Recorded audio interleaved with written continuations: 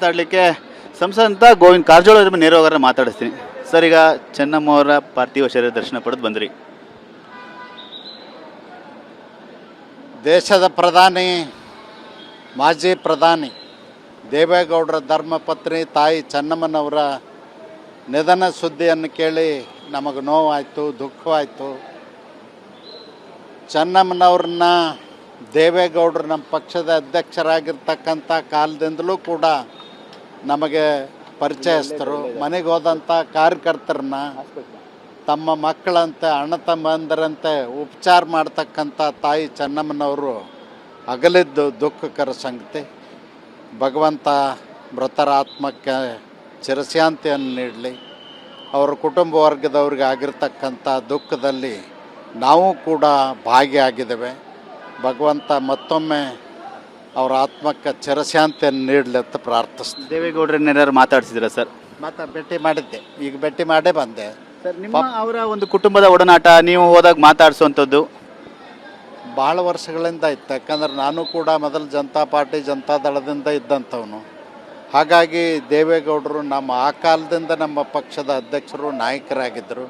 ಹೀಗಾಗಿ ಅವ್ರ ಒಡನಾಟ ಇದೆ, ಕುಟುಂಬದ ಒಡನಾಟ ಇದೆ.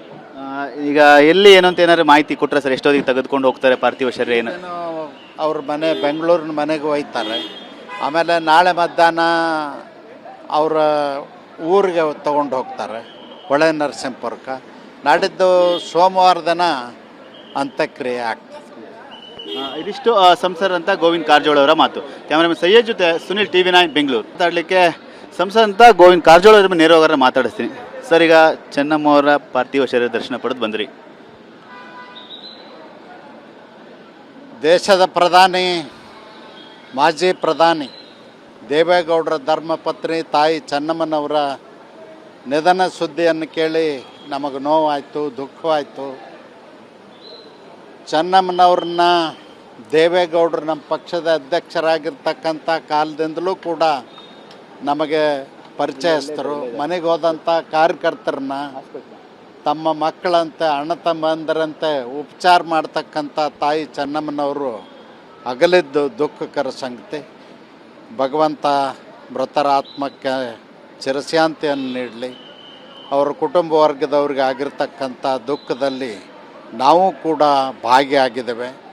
ಭಗವಂತ ಮತ್ತೊಮ್ಮೆ ಅವರ ಆತ್ಮಕ್ಕೆ ಚಿರಶಾಂತಿಯನ್ನು ನೀಡಲಿ ಅಂತ ಪ್ರಾರ್ಥಿಸ್ತೀನಿ. ದೇವೇಗೌಡರನ್ನೇನಾರು ಮಾತಾಡ್ಸಿದ್ರ ಸರ್?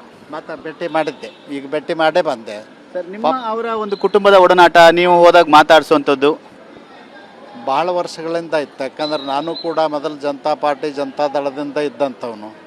ಹಾಗಾಗಿ ದೇವೇಗೌಡರು ಆ ಕಾಲದಿಂದ ನಮ್ಮ ಪಕ್ಷದ ಅಧ್ಯಕ್ಷರು, ನಾಯಕರಾಗಿದ್ದರು. ಹೀಗಾಗಿ ಅವ್ರ ಒಡನಾಟ ಇದೆ, ಕುಟುಂಬದ ಒಡನಾಟ ಇದೆ. ಈಗ ಎಲ್ಲಿ ಏನು ಅಂತ ಏನಾದ್ರು ಮಾಹಿತಿ ಕೊಟ್ಟರೆ ಸರ್? ಎಷ್ಟೊತ್ತಿಗೆ ತೆಗೆದುಕೊಂಡು ಹೋಗ್ತಾರೆ ಪಾರ್ಥಿವ ಶರೀರ? ಏನು ಅವ್ರ ಮನೆ ಬೆಂಗಳೂರಿನ ಮನೆಗೆ ಒಯ್ತಾರೆ. ಆಮೇಲೆ ನಾಳೆ ಮಧ್ಯಾಹ್ನ ಅವರ ಊರಿಗೆ ತೊಗೊಂಡು ಹೋಗ್ತಾರೆ, ಹೊಳೆ ನರಸಿಂಹಪುರಕ್ಕೆ. ನಾಡಿದ್ದು ಸೋಮವಾರ ದಿನ ಅಂತ್ಯಕ್ರಿಯೆ ಆಗ್ತದೆ. ಇದಿಷ್ಟು ಸಂಸದ ಅಂತ ಗೋವಿಂದ ಕಾರಜೋಳ ಅವರ ಮಾತು. ಕ್ಯಾಮರಾಮನ್ ಸಯ್ಯದ್ ಜೊತೆ ಸುನಿಲ್, TV9 ಬೆಂಗಳೂರು.